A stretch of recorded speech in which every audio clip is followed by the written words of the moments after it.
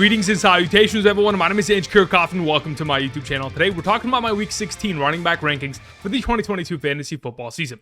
Over the course of today's episode, we're covering all topics related to the running back position, beginning with matchups. We'll talk about which defenses thus far this season, on average, between weeks 10 through 15, have been giving up the most points to opposing running backs in order to identify the most advantageous matchups going into the week, and which matchups we might want to avoid based on the run-stop defenses of some of these teams and how well they have played over the course of the last month. Then we'll transition into talking about our top 36 running back rankings going into the week in a half PPR standing. Whether you do play in a standard league, full PPR, I'm presenting rankings that meet everyone in the middle. Again, I'll share with you guys my opinions and the statistics that justify the reasons as to why I have them ranked as such. For those of you looking for a specific player, like always, there are timestamps down in the description of the video. While you're down there, be sure to subscribe. We're making daily fantasy football content for the entirety of the 2022 season in order to help you win a 2022 fantasy football championship. While you're down in the description, please be sure to click the bell notification button. It notifies you when my latest content has been dropped, when I'm live streaming, all of that. Also, be sure to click the like button down below. Thank you very much. Also, there's a link down in the description via Prize Picks. Again, for those of you who are perhaps in one or two leagues left, or perhaps you've already been knocked out of your fantasy football playoffs and you want to continue to play fantasy football, daily fantasy, at your fingertips for the remainder of the season, be sure to check out Prize Picks. At this current moment in time, they have a promotion called the 12 Days of Pickmas. Every single day, there's a new promotion available that you can take advantage of. Put together a couple entries. When you sign up today using promo code Andrew and make a first-time deposit, your first-time deposit is immediately doubled up to $100. As of today, we have the Christmas tacos. Again, like we all know, it's Taco Tuesday, and they have discounted prices in terms of picking more or less on given players that you can go ahead, put together in an entry, and win some money. So if you're interested, be sure to check that out. There's a link down in the description. You use promo code Andrew today. Thank you very much. All right, let's get into talking about Week 16 running backs. Of course, I know many of you are going to ask about waiver wire conversations in regards to Zack Moss, Tyler Allgeier. Both of those guys are going to be ranked in today's video. I do also want to mention, with all of the news that have kind of surfaced in regards to Jalen Hurts and his shoulder, I want to go ahead and preface this. If in fact there isn't a Brock Purdy available in your league, I'm probably starting Gardner Minshew this week over guys like Kenny Pickett and or Zach Wilson. So just putting it out there, I'd feel comfortable playing Gardner Minshew. If you guys remember Minshew Mania a couple years ago, and even last season, Minshew stepped up, played against the Jets, had himself a pretty good game there with Dallas Goedert, but he's been a decent quarterback in seasons past, and I'm sure he can get the job done if, in fact, Jalen Hurts is going to miss. Hopefully he doesn't. Okay, but either way, that's the update that I have in regards to that. So if you're interested and you need a quarterback, Gardner Minshew is not a bad play going into the week, even up against the Dallas Cowboys defense. Okay, let's go ahead and transition and talk about matchups at the running back position for Week 16. As you can see to the right of me, I've gone ahead and made an update in terms of matchups. Instead of talking about weeks 7 through 15, I've condensed it down to weeks 10 through 15 in terms of fantasy points allowed to opposing running backs. This does not include any fullbacks in the conversation, while some of your apps via Yahoo, NFL.com, ESPN.com, they do not differentiate fullbacks and running backs. I personally see there being a huge difference in the opportunities that they are granted. Therefore, I separate that. So as you can see on screen, this includes rushing statistics along with receiving statistics for running backs allowed over the course of the last couple games here. Of course, some of these teams have had bye weeks, but ultimately, all of them have played a minimum of 4 or 5 games. So we're in a good spot here. Now, going into this upcoming week, yes, we see the statistics on screen, but we want to isolate rushing statistics. Like I've mentioned all season long and in seasons past, when you want to talk about matchups at the running back position, you cannot talk about receiving upside, because quite frankly, it's not something that you can take advantage of unless the team that our running back is associated with is willing to throw that running back the ball in the receiving game. Therefore, we then go ahead and transition into talking about isolated running back rushing statistics, rushing yards and rushing touchdowns. From that, we find that the Seattle Seahawks, New York Giants, Indianapolis Colts, Green Bay Packers, Cleveland Browns are giving up the most fantasy points per game on average over the course of the last couple weeks, weeks 10 through 15. While on the other end of the spectrum, we have one of the most difficult matchups, of course, every single week, which is the 49ers, followed by the Ravens, Lions, Chiefs, etc. Now, I specifically wanted to mention a couple statistics. Over the course of the last couple weeks, weeks 10 through 15, we have found that the Cleveland Browns are giving up the most yards per carry on average to opposing running backs, 6.04. Bodes pretty well for someone like Alvin Kamara. They're also followed by the Giants at 5.33 yards per carry allowed, Cardinals 5.21, Seahawks 5.2, and Green Bay Packers 5.08. Those teams, the 5 teams that I just mentioned, are all allowing more than 5 yards per carry, while the rest of the league is not even in that ballpark. Now, on the complete opposite end of the spectrum, we're talking about some of the more difficult matchups. The Baltimore Ravens, since week 10, are allowing only 3.08 yards per carry on average, followed by the Titans 3.15, Lions 3.22, 49ers 3.38, and of course New England Patriots 3.4. Hopefully those statistics give you guys an indication as to which of these defenses we might want to avoid playing our prospects against, while on the other end of the spectrum, we have to fire up guys like Alvin Kamara going up against the Browns, Dalvin Cook going up against the Giants. Leonard Fournette has himself some potential along with Rachaad White against the Cardinals defense, the Seahawks, and today's thumbnail, of course, Jerick McKinnon, Isiah Pacheco taking on that defense that has been slaughtered all season long, especially as of late. Either way, just putting that in perspective, we'll go ahead and refer back to these statistics as we progress throughout today's video, but I just wanted to go ahead, give you guys some surface level value by presenting an actualized number that we can use in order to determine and make the best decisions going into the given week. All right, now that's covered, let's go ahead and talk about our top 36 running back rankings for week 16. Beginning with our number one, it is Derrick Henry. Derrick Henry has the privilege of taking on the Houston Texans. Like I mentioned all season long, the reason why we wanted to trade for Derrick Henry for the fantasy playoffs is because of this matchup. Of course, last week had himself an incredible game of 24.3 fantasy points, like we anticipated against the Los Angeles Chargers, one of the worst teams in terms of stopping opposing running backs on the ground. But now he takes on the Houston Texans, another great week in which we're expecting 30 fantasy points minimum. And the reason why I primarily say that is because in the last 4 games that Derrick Henry has played against the Houston Texans, his division rival, he has put up a minimum of 200 rushing yards and 2 rushing touchdowns in each of those 4 games, putting up 35.3, 39.4, 35.0, and 39.1 fantasy points in each of those games in a half PPR scoring format. Now, if those statistics don't sell it, there is a conversation to be had in regards to Ryan Tannehill potentially missing this upcoming week because of his ankle injury. Even if Ryan Tannehill plays, he's going to be handing the ball off for the majority of the game. If he doesn't end up playing and it's Malik Willis at the starting quarterback position, you got to remember week 8 earlier this season, when Derrick Henry went for 35.3 fantasy points, Malik Willis was a starting quarterback in that game against Houston. So I don't care who's playing at quarterback, Derrick Henry is going off. He's going to have himself a massive statistic game and help our fantasy teams advance to the championship in week 17. Moving on, let's talk about Christian McCaffrey, our number 2. Christian McCaffrey, over the course of the last 3 weeks, since Brock Purdy has become the starting quarterback of this team, unfortunately with Jimmy Garoppolo's season-ending injury, Christian McCaffrey has produced 24.6, 28.3, and 22.8 half PPR fantasy points. 3 consecutive games of incredible performance at a minimum of putting up 138 total yards and 1 touchdown in every single one of those games. Over the course of those 3 weeks, with Brock Purdy specifically, he's been targeted 20 times in the receiving game. These are incredible numbers behind one of the best offensive lines in the National Football League who are really playing at a high level, along with Kyle Juszczyk, of course, George Kittle, being primary options in terms of blocking within this offense, helping especially considering the fact that Elijah Mitchell is out with his injury and so is Deebo Samuel. With those 2 guys out, we have seen Christian McCaffrey and his overall rushing attempts increase at a significant volume, going from a couple weeks back 14, 7, and 11, most recently the last 3 weeks being 17, 14, and 26. An insane uptick of opportunity, and with that, fantasy points continue to shower through. Of course, an automatic play in this week. Moving on to Austin Ekeler, our number 3. So one of the things that I wanted to update in regards to Austin Ekeler, because you're already starting him, is the fact that as of this current moment in time, Austin Ekeler has 95 receptions. The current record at the running back position for most receptions in a season is held by Christian McCaffrey in 2019, where he had 116 receptions in that given year. As of this current moment in time, Austin Ekeler is on pace in a 17-game season to have 115 receptions and fall just short of that record. Now, of course, Austin Ekeler is doing it in 1 extra game in comparison to Christian McCaffrey, but he definitely does have the potential of meeting that record. He'll probably end up eclipsing it in week 18, but I'm expecting more of a concerted effort to maybe get him involved in the receiving game. Either way, when they take on Indianapolis this week, he's going to be dominating on the ground and through the air.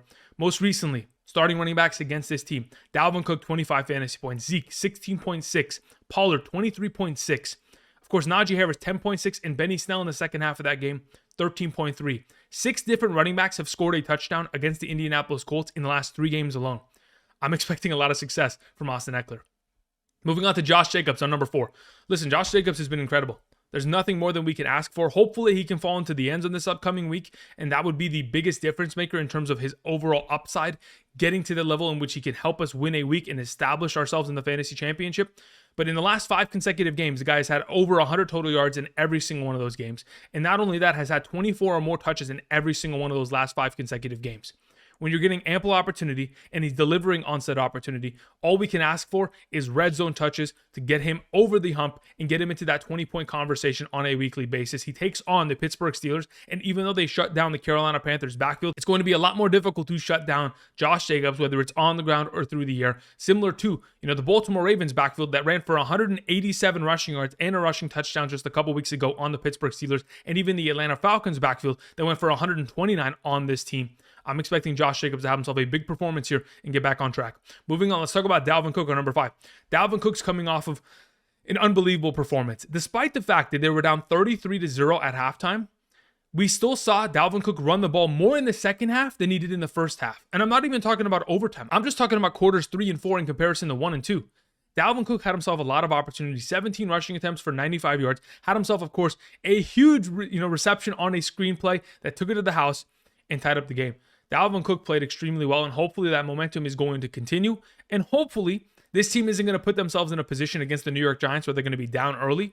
But either way, I think Dalvin Cook is going to be a mainstay within this offense, mainly because the New York Giants have struggled mightily in terms of stopping opposing running backs. The Washington Commanders on Sunday night, 110 rushing yards. Philadelphia, 177 and 3 touchdowns. Washington again, 136. Dallas, 152 and a touchdown. Detroit, 150 and 4 touchdowns. There have been incredible performances across the board over the course of the last 5 weeks here that the New York Giants have been getting battered on. I think Dalvin Cook is another one of these running backs that's going to step up to the plate and have himself a fantastic Week 16 of the fantasy football playoffs. Moving on, let's talk about Saquon Barkley. Speaking of the New York Giants, Saquon Barkley had himself an incredible game on Sunday night. Now, he was making defenders miss. At times, he was making defenders look silly.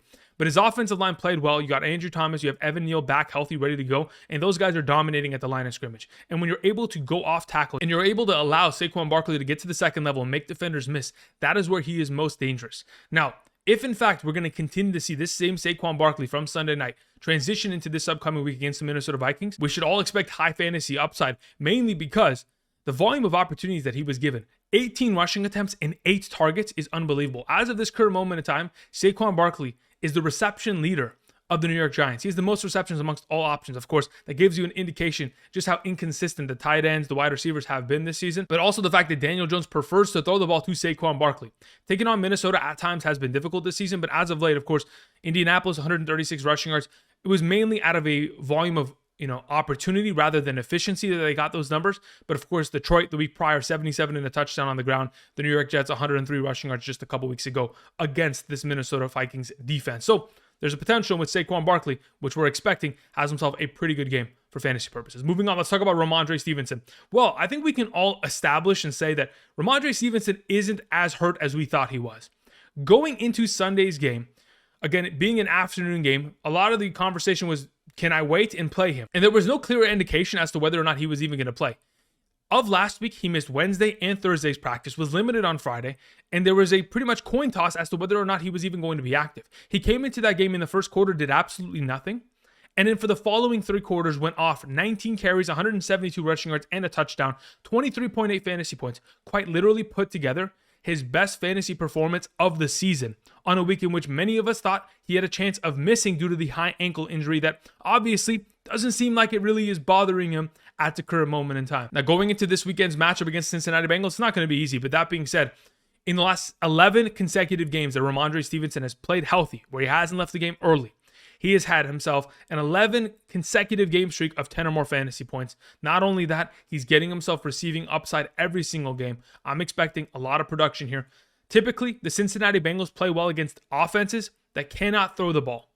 In the case of the New England Patriots, it could be tough because we have seen most recently that the Cincinnati Bengals were able to shut down Nick Chubb and Derrick Henry, mainly because those offenses could not throw the ball in those games. If, in fact, Mac Jones doesn't step up, it could be a tough game for Rhamondre Stevenson, but at least his receiving upside gives us a little bit more hope for his overall baseline. Moving on, let's talk about Aaron Jones.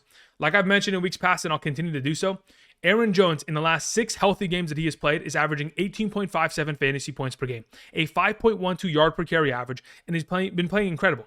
Now, even with that all said, in the last 3 games, we have still seen A.J. Dillon siphon 4 rushing touchdowns, 37 rushing attempts, while Aaron Jones has only had 38 rushing attempts over that course of time. Now, of course, Aaron Jones left the game early a couple weeks ago with a shin injury and only came back for 2 rushing attempts in the second half. And even with all that taken into consideration, I still think that Aaron Jones is a fantastic play.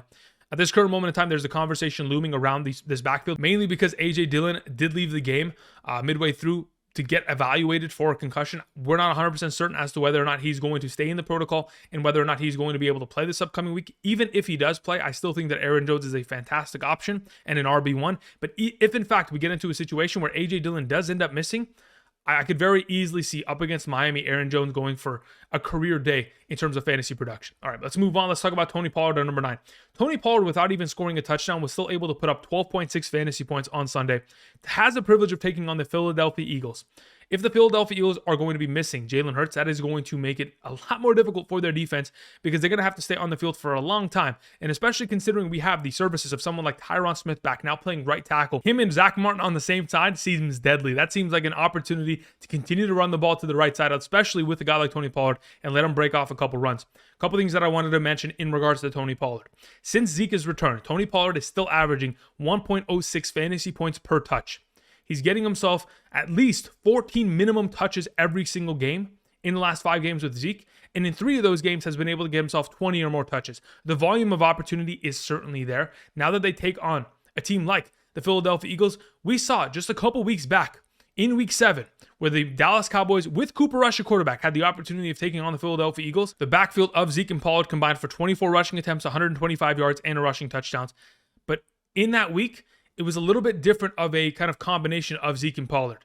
Zeke was more of the primary back, and Pollard is seen as more as a secondary guy. Now I think of them as a 1A, 1B duo. And with that being the case, Pollard has a lot of upside in this given matchup. Now, speaking of Zeke, of course, you got to keep him in the top 10 conversation.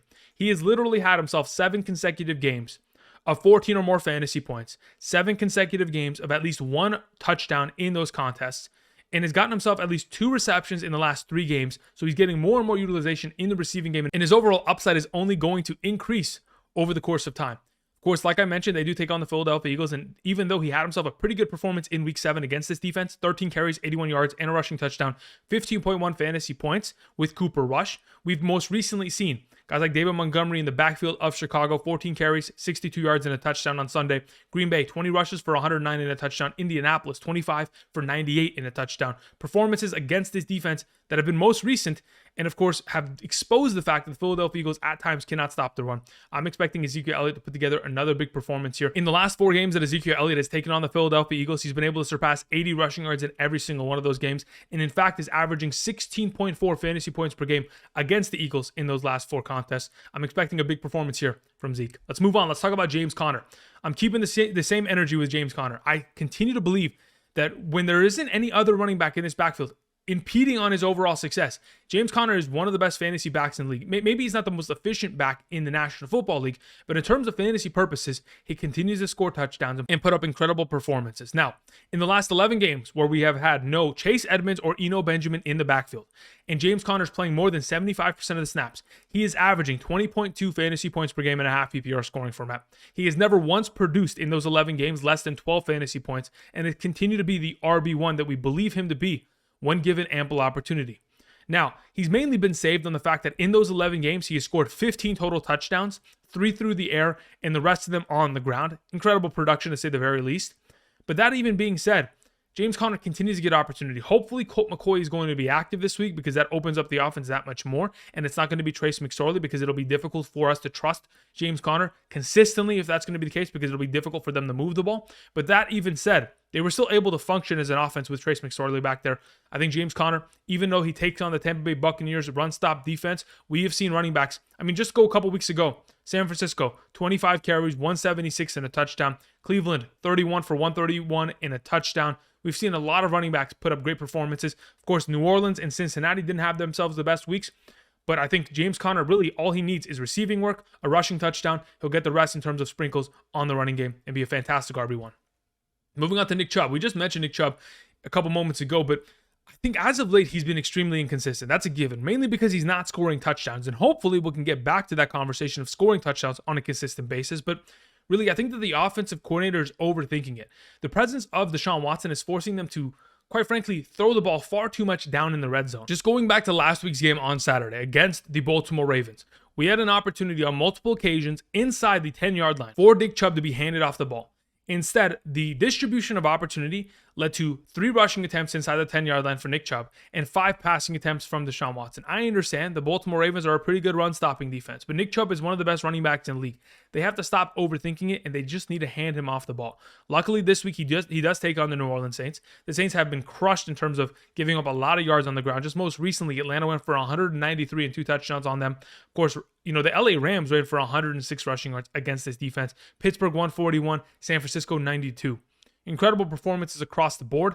I know that Nick Chubb missed practice earlier today with a foot injury. Hopefully that is not going to be a present factor by the time we get to Friday in establishing our overall lineups. Let's move on to our number 13. Speaking of the New Orleans Saints, let's talk about Alvin Kamara. Alvin Kamara has himself a very favorable fantasy playoff schedule. That is a given. And this upcoming week, he takes on, of course, the Cleveland Browns, who are giving up a league-high 6.04 yards per carry on average since week 10. That's number 1 across all teams in the league. Truly, it should lead to Alvin Kamara having himself a big game, especially considering teams like Baltimore, 183 against them, Cincinnati, 120 and a touchdown, Houston, 81 rushing yards, Buffalo, 172 and a touchdown, Miami, 195 and 2 touchdowns. I mean, everyone has been able to find ample success against the Cleveland Browns run-stopping defense. I'm expecting Alvin Kamara coming off a week where he had 21 rushing attempts. That is the first 20-plus rushing attempt game that he has had since week 5 of this season. As long as they continue to get him those opportunities. Unfortunately, he's not getting much red zone opportunity, mainly because the Saints did not run a red zone rushing attempt inside the 10-yard line in Sunday's game against the Atlanta Falcons. Hopefully, we can get more progression towards more opportunity in that regard. Let's move on. Talking about our number 14 and the thumbnail for today's episode is Jerick McKinnon. Jerick McKinnon in a half PPR scoring format has been the number 1 overall running back in 2 consecutive weeks, putting up a minimum of 122 total yards and 2 touchdowns in each of those games. I mean, it is unbelievable to witness what we have seen, especially considering Isiah Pacheco has continued to maintain an ample set of opportunity and been quite effective in such opportunities. But the fact that we have seen Jerick McKinnon be utilized at such a high capacity, especially in the receiving game, the fact he has 7+ receptions in each of the last 2 games, leads him to being the number 3 overall receiving option within this offense behind Kelsey, Juju Smith, and then it's Jerick McKinnon. So going forward against the best matchup in the given week, it is difficult for me not to start him in this sort of capacity. Would it be difficult for me to start him over Alvin Kamara? In some conversations, yes, but I could see the merit in playing someone like Jerick McKinnon, especially based off the opportunity that he is being given on a weekly basis and the fact that, the Kansas City Chiefs defense has really let them down in the last couple weeks. Going up against Denver and even Houston, they've struggled and they've kept those games close. If that's going to be the case once again here with Seattle, could see a lot of production from Jerick McKinnon. Moving on to Najee Harris at number 15. It is great to see that Najee Harris is getting back to being the guy that we wanted to draft and the guy that many of us drafted but didn't end up, really getting the production out of early in the season. But Najee Harris, as of late, has been incredible. Over the course of this season, in the 3 games that he has played in which he's been given 20 or more rushing attempts, the guy is averaging 16.7 fantasy points, coming off a game where he had 24 rushing attempts, 86 yards, and a rushing touchdown, all while Jaylen Warren also had himself 11 rushing attempts and had himself a rushing touchdown. They take on the Las Vegas Raiders. I can assure you one thing. Of course, Najee Harris is going to be given a lot of opportunity, mainly because of his recent success. I mean, when we look at weeks 11 through 15, he's the number 10 overall running back in fantasy in terms of total fantasy points scored. And I can assure you that Matt Canada, the offensive coordinator of the Pittsburgh Steelers, he's going to be watching film between the Vegas Raiders and the New England Patriots. And he's going to witness exactly what Rhamondre Stevenson did in that game. 19 carries, 172 and a touchdown. We've seen other performances from running backs that have been, touchdown related. Akers scored a touchdown. Walker scored 2. Latavius Murray scored a touchdown. Taylor scored a touchdown while putting up 147 rushing yards. We've seen a lot of great performances against the Las Vegas Raiders defense. I'm expecting Najee Harris to be unleashed on them this upcoming week. Moving on, let's talk about J.K. Dobbins. Even though it is apparent that J.K. Dobbins is still not 100% healthy, the man still has had himself back-to-back 100-plus yard rushing games. And that in itself grants him merit in playing him in this given weekend's matchup against the Atlanta Falcons. Again, in the last 2 weeks, he's had 28 rushing attempts for 245 rushing yards. That's an 8.75 yard per carry average. Had himself 1 rushing touchdown, 31.3 fantasy points in a half PPR scoring format. I mean, what more can we do besides just play him? That's just a matter of the fact we have to play him. And even with him not being able to really have the burst and have the speed that he has once showed in his past, this is all giving me more and more confidence that next season, J.K. Dobbins is without a doubt in my mind going to be a top 15 running back in fantasy by the end of 2023 season. He is going to be an explosive player. When he gets himself fully healthy this upcoming offseason, he's just going to be unstoppable. Now, that is, of course, under the assumption that nobody else comes and impedes and takes away some touches, but that's going to be the potential for J.K. Dobbins. Now, with the incredible blocking that is presented in front of him every single game, if it wasn't for the fact that he wasn't healthy, he could have had himself a 91-yard rushing touchdown on Sunday against the Cleveland Browns and made that a very close contest. Either way, we've seen a lot of performances from running backs as of late against Atlanta that have been great. Brian Robinson, 105 rushing yards. Foreman, 130 and a touchdown. We've seen Montgomery put up a great performance. Kamara, most recently this last week, 91 rushing yards in the best game that he has had over the course of the last 2 months. J.K. Dobbins, fantastic position for this week, especially with Lamar returning. Moving on, let's talk about Raheem Mostert. If, in fact, we're going to continue to see Jeff Wilson Jr. miss time, of course, dealing with a little bit of that hip injury, knee injury, ankle injury, he continues to just pop up more and more injuries for Jeff Wilson, but that's kind of his MO over the course of his career.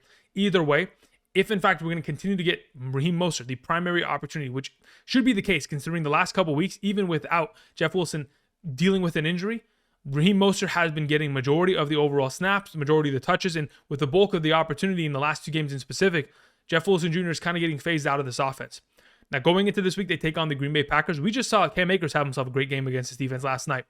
If, in fact, Raheem Mostert given ample opportunity, let's not forget, in 13 of the 14 games this season, the Green Bay Packers have given up 72 or more rushing yards to opposing running backs. In 9 of the 14 games, they've given up 100 or more rushing yards in those contests. I'm expecting Raheem Mostert, specifically coming off of a game of 100-plus rushing yards, to have himself a great performance against the Green Bay Packers. And let's not forget, a couple years back, Raheem Mostert taking on the Green Bay Packers when he was with the 49ers, had himself a monster game against the Green Bay Packers defense, could have himself another explosive one. All right, moving on to Joe Mixon. As you can see on screen, we have Joe Mixon at number 18 because I'm beginning to worry about him, man.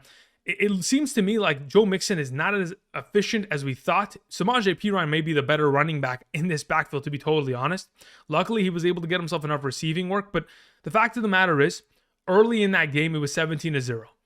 And there was 1 minute and 39 seconds left in the second quarter until, there was some semblance of, offensive production from the Cincinnati Bengals that we could trust.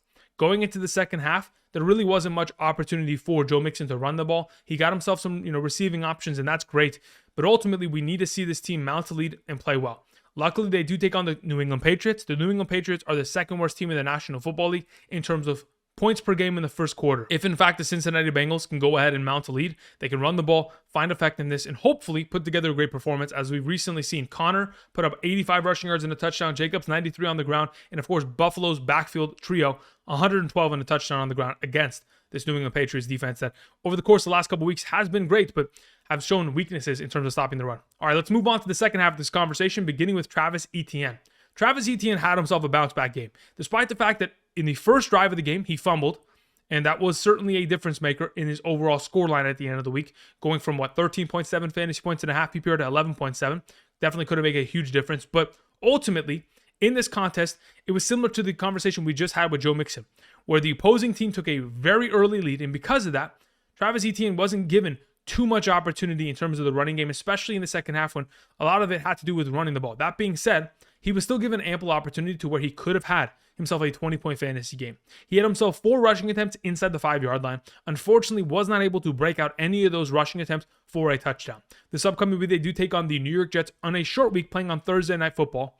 And with Cam Robinson, their starting left tackle, out for the remainder of the season, it could be tough for Travis Etienne, but I do expect him to be an RB2 option based on the volume of opportunity he's being given. And one of these times, down in the red zone, he's going to score and be a fantastic play. Moving on to Kenneth Walker, number 20. Here's the issue that I have with Kenneth Walker. It's not a matter of whether or not he is going to be able to put up great performances. It's a matter of whether or not they're going to utilize him even once we see Kansas City mount a very early lead. Let's be honest. When I went and looked at the statistics, in terms of first half points per game scored this season, the Kansas City Chiefs are the number 3 team in the league, putting up over 15.5 points per game in the first half, only behind the Philadelphia Eagles and the Buffalo Bills. And when you go ahead and you mount such an early lead, especially against a team that wants to run the ball effectively, with Tyler Lockett most likely out this week, Kenneth Walker is going to be asked to do a lot early. But if in fact they boat race them out the building, hopefully the receiving production is going to be there for him.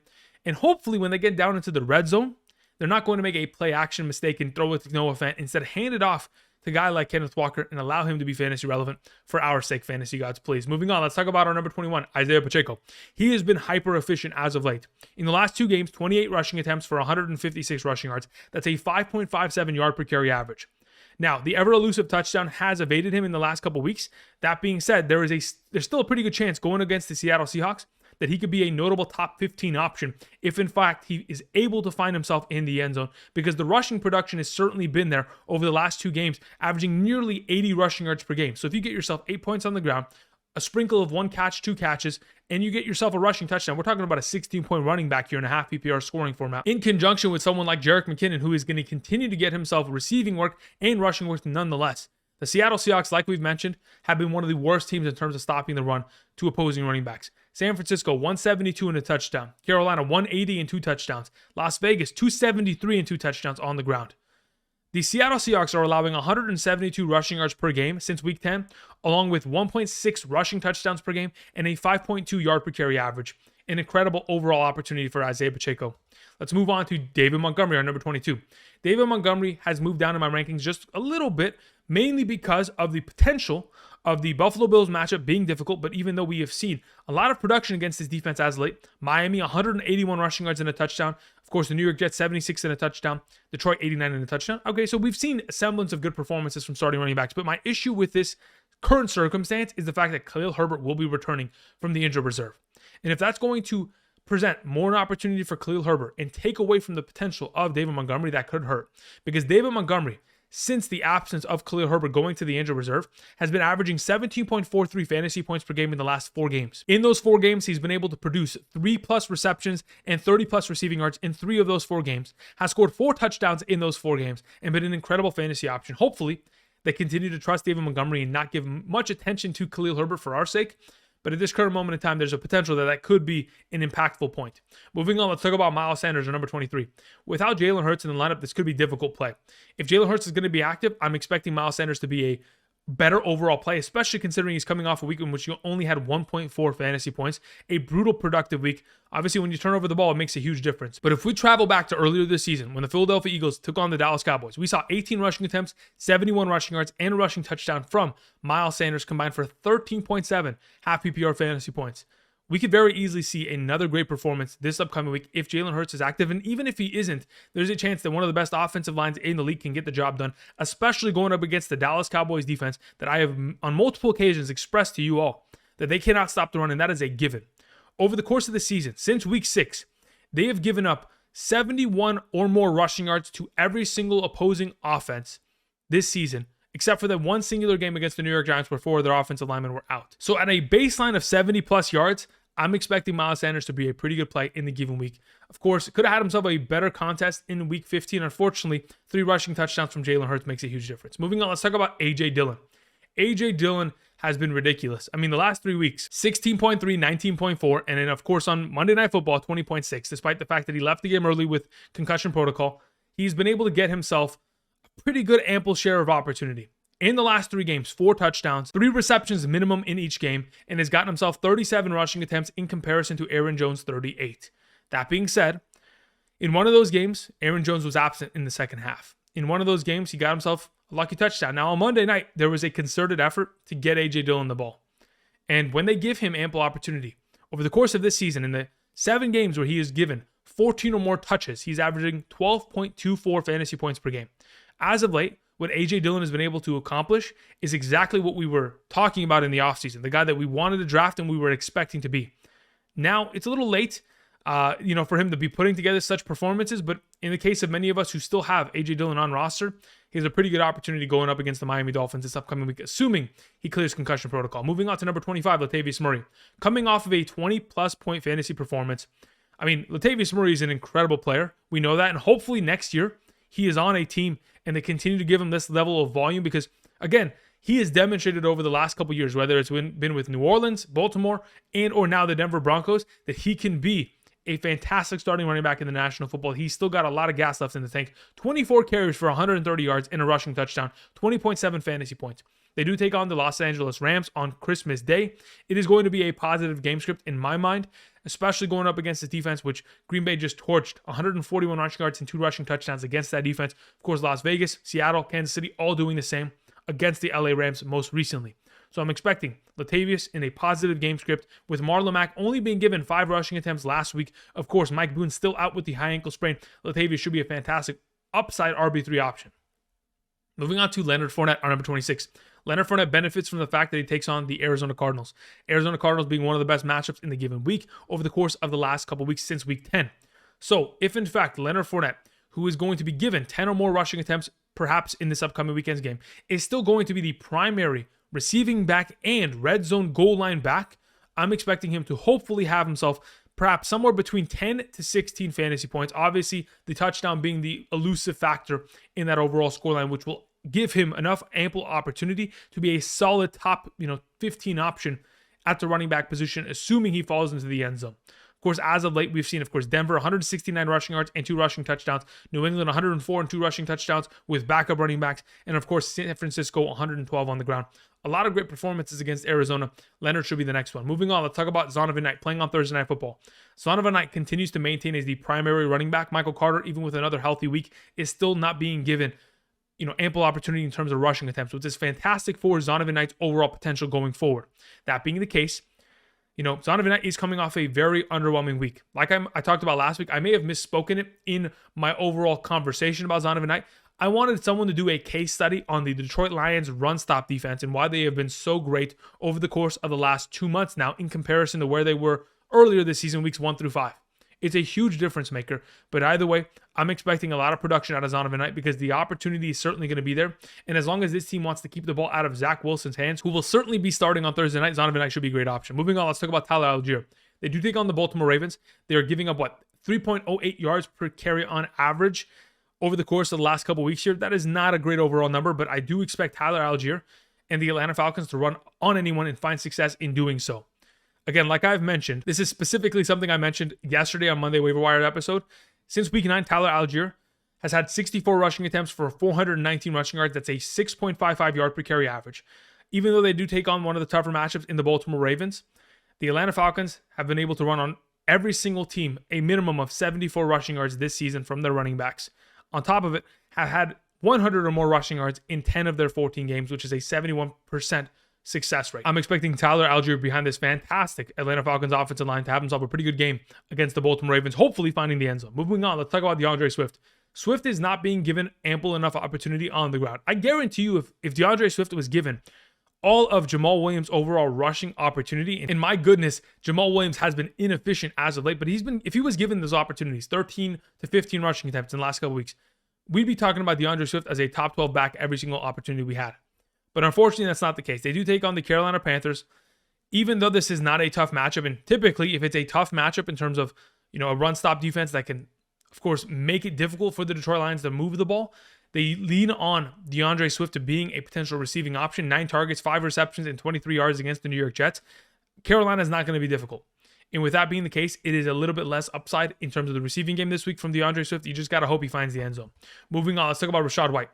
In the same conversation in which we had with Leonard Fournette, this should be a game in which, if in fact Trace McSorley is starting, the Tampa Bay Buccaneers blew out the Arizona Cardinals. And if that's going to be the case, Rachaad White will probably get himself a lot of rushing attempts in garbage time to establish himself as a pretty decent fantasy option, even though he's not being given the primary, red zone goal line opportunity. And even though this last week only had 1 catch, he could still be of value, especially if in fact Colt McCoy isn't starting. And even if he is, there could be a chance where Rachaad White and his team are blowing them out and running the ball late in that contest. Moving on, let's talk about Zack Moss. I do expect him to have a lot of opportunity. You got to remember, as soon as Jonathan Taylor went down in that game, Zack Moss was the first running back to come in and get touches. It wasn't Deion Jackson. And with Deion Jackson fumbling late in that game, they may continue to lean upon the shoulders of Zack Moss to be a great option. Now, yesterday, I did mention a number in which when Zack Moss in his career has been given 13 or more touches in a game, he's averaging 11.12 fantasy points per game. The reason why I said 13 touches in specific, in which I didn't clarify in yesterday's video, is the fact that in the 4 games this season in which we have seen Deion Jackson be a primary option in his backfield, he has seen himself 13 or more touches per game in each of those 4 contests. So if in fact we transition those in the direction of Zack Moss minimum against the Los Angeles Chargers, one of the best matchups in the given week, should be a pretty good option. Moving on to Jamaal Williams. Like I mentioned earlier with DeAndre Swift, Jamaal Williams has been hyper inefficient as of late. In the last 3 games, 35, 37, and 33 rushing yards. He's had himself 40 total rushing attempts, which has led to a 2.63 yard per carry average over the course of the last 3 games. Has not been able to score a consistent volume of rushing touchdowns, even though he had an opportunity in the first quarter, on the first drive, 4th and 1, up the middle, on the goal line. Unfortunately, ends up getting himself a negative 1 yard rush. It is what it is. I think he could definitely be a 10-point running back at best any given week. But to be totally honest, it's going to be tough to trust him, especially if he's not able to find the end zone in this given week. Moving on to Cordarrelle Patterson, number 33. With my mind of course, Tyler Allgeier probably taking the reins of this backfield going forward, considering how well he is playing and how efficient he has been. It doesn't mean that Cordarrelle Patterson is going to disappear. He will continue to get himself probably 10 to 15 touches on the ground through the air combined. And with that opportunity, he's going to continue to be a great option, even in a difficult matchup against Baltimore, because like I mentioned, the Atlanta Falcons to run on just about anybody in the National Football League, including the Baltimore Ravens. Moving on. Let's talk about Devin Singletary taking on Chicago. Devin Singletary continues to maintain as the primary running back of this team. He's going to get the running back rushing attempts. And the Chicago Bears, as of late, despite the fact that Miles Sanders didn't have a great performance, Jalen Hurts pretty much did the work with 3 rushing touchdowns. We have seen New York Jets, 152 rushing yards and a rushing touchdown. Atlanta, 19 carries for 111. We've seen great production against Chicago. It's just a matter of getting a huge lead, especially considering the fact that in terms of first half points per game scored, the Buffalo Bills are second to only the Philadelphia Eagles this season. It'll probably lead to a game in which the Buffalo Bills mount an early overall lead and then run out the ball and the clock for majority of the game in the second half with Devin Singletary and James Cook. Moving on, let's talk about Cam Akers. Honestly, he's looking better and better every single week. The fact that he was able to get himself 12 carries, 65 yards, 3 catches on 3 total targets for 35 receiving yards made himself a pretty good overall play. Taking on Denver, it's going to be more difficult because Denver's coverage is going to be fantastic. They can have an opportunity of just stacking the box against him because Cam Akers is quite literally the only offensive piece that actually is going to be utilized on a consistent basis. Therefore, they can easily stop him, which makes it a little bit less of a guarantee for him to be a decent play. Moving on to the final option I wanted to mention, it is Brian Robinson. Brian Robinson has the 49ers this week. I think we might see more shades of Antonio Gibson in the matchup, and if that's going to be the case, we probably want to maybe avoid Brian Robinson, especially how well the 49ers have played in terms of stopping the run. Even though Washington is a run-first team, they're going to have their hands full, and that is why we have Brian Robinson as low as we do. All right, that's going to cover it for me today. It's a pretty long video, but again, like I've mentioned, I want to put together as many statistics as possible, give you guys and share with you guys my opinions on the matter to make the best possible decision by the end of this week. Again, it's week 16. We're trying to get to the Fantasy Football Championship, and we got to go ahead and clutch up another victory. Thank you, everybody, for watching. If you have not yet already, be sure to subscribe. Be sure to click the like button down below. And like I mentioned earlier, be sure to check out Prize Picks. Like I mentioned, today is the Christmas taco. It's Taco Tuesday. Go ahead, put together some entries. Be sure to go ahead and use promo code Andrew when you sign up and make that first-time deposit via Prize Picks, because your first-time deposit is immediately doubled up to $100 when using promo code Andrew. Go ahead, put together some taco slips, and play some daily fantasy at your fingertips today. Thank you, everybody, for watching. Tomorrow, we'll talk about wide receivers, and until then, I'll see you guys. Peace.